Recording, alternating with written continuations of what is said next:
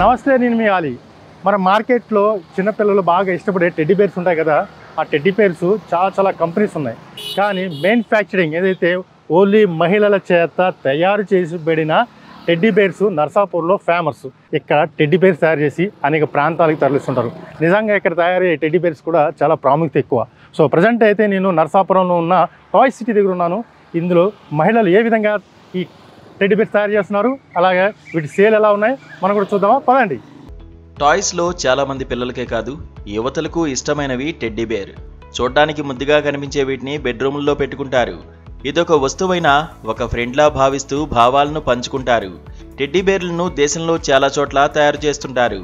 కానీ పశ్చిమ గోదావరి జిల్లా నర్సాపురంలో ఉన్న టాయ్స్ సిటీకి ఒక ప్రత్యేకత ఉంది.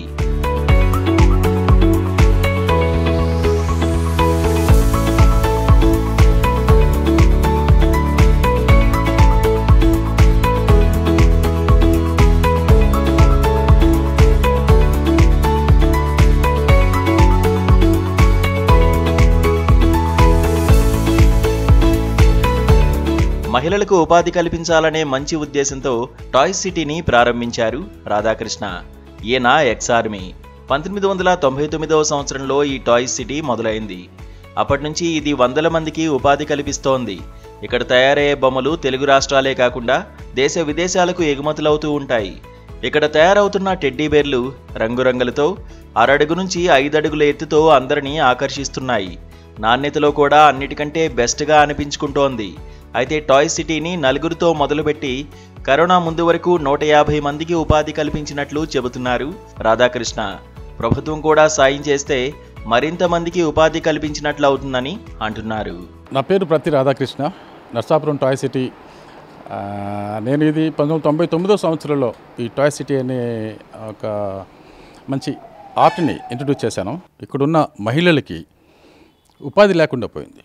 వీళ్ళకి ఏదో రకమైన ఉపాధి కల్పించాలనే ఉద్దేశంతో నేను ఈ బొమ్మల పరిశ్రమని 1999లో 64,500 రూపాయలు పెట్టుబడితో స్టార్ట్ చేశాను. సుమారు కరోనాకు ముందుగా ఒక 150 మంది వరకు ఉపాధి ఇచ్చాను. వాళ్ళకి ఉపాధినివ్వడం, మహిళలకి ఆదాయ మార్గాన్ని చూపించేటువంటి తృప్తి నాకు చాలా ఎక్కువ సంతృప్తిని కలిగిస్తుంది.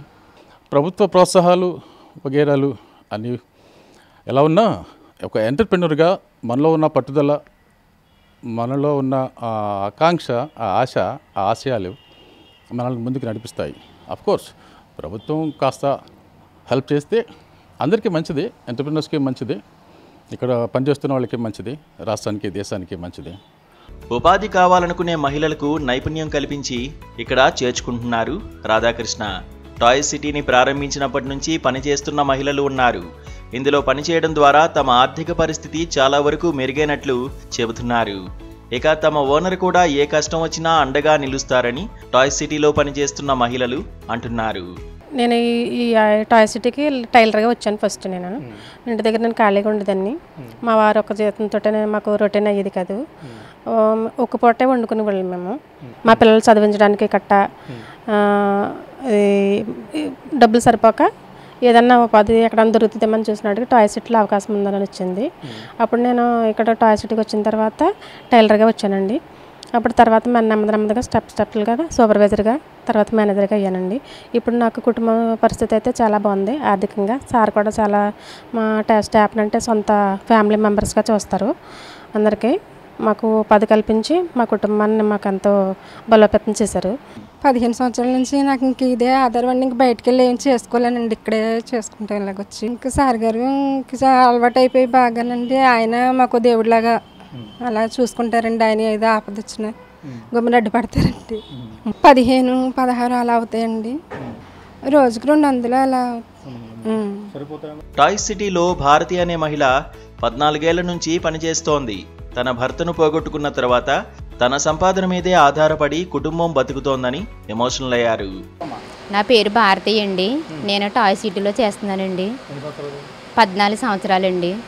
ఇక్కడ కటింగ్, స్టప్పింగ్, మిషన్ అన్నీ నేర్చుకున్నానండి. నాకైతే కుటుంబం అంతా దీని మీద ఆధారపడి ఉందండి. నా ఫ్యామిలీ, మా ఆయనగారు అయితే లేరండి. సార్ గారు కూడా చాలా మంచి ఆయనండి. నేను ఎక్కడ చేయలేక ఇక్కడే చేస్తున్నానండి. నాకు 3 అమ్మాయిలండి. పోషణ కర్మంతా ఇందులోనేనండి. ఇక్కడ వచ్చిన ఆదాయంతో కుటుంబం చేస్తున్నామండి. అలాగే ఒక 8,000 మనం ఎంత చేసుకుంటే అంతండి పీస్ వర్క్. సార్ గారు కూడా కొంచెం తక్కువగా వస్తే వేసిస్తారండి. ఇంకా అందుకని నేను ఎక్కడ ఎటు వెళ్ళలేదండి, ఇక్కడే చేస్తున్నానండి. ఇక్కడ తయారయ్యే వివిధ రకాల బొమ్మలు 50 రూపాయలు మొదలుకొని 5,000 రూపాయల వరకు పలుకుతున్నాయి. నర్సాపురంలోనే తయారు చేస్తున్నారు కాబట్టి కొందరు కస్టమైజ్డ్గా తమకు నచ్చినట్లుగా బొమ్మలను తయారు చేయించుకుంటున్నారు. చూసారు కదా ఇక్కడ మహిళలు ఏ రకంగా ఈ టెడ్డీ బేర్స్ని తయారు చేస్తున్నారో. నిజంగా ఈ టాయ్స్ అంటే చాలా చాలా ఇష్టపడుతుంటారు. అలాగే 5 రాష్ట్రాలకి ఎక్కడి నుంచే టాయ్స్ వెళ్తూ ఉంటాయి. ముఖ్య లక్షణం ఏదైతే ఇక్కడ నిర్వాహకులు ఎవరైతే రాధాకృష్ణ గారు ఉన్నారో ఆయన ఇక్కడ మహిళలకు ఉపాధి కల్పించడం కోసమే ఇక్కడ ఈ టాయ్ సిటీని నడుపుతున్నారని కూడా క్లియర్ కట్గా చెప్తున్నారు. ఆదాయం పక్కన పెట్టినా మహిళలకు మాత్రం ఉపాధికి మాత్రం ఆయన లక్ష్యంగా ముందుకెళ్తున్నారు. అందుకనే ఈ నర్సాపురం టాయ్ సిటీలో ఈ టాయ్స్ అన్నా లేకపోతే ఈ యొక్క బొమ్మలన్నా చిన్నపిల్లలు సైతం పెద్దలు సైతం చాలా ఇష్టపడుతూ ఉంటారు. మరో మంచి ఎపిసోడ్తో మళ్ళీ మీ ముందుకు వస్తాను. కెమెరామెన్ మహితో ఆలీ, నర్సాపురం నుంచి.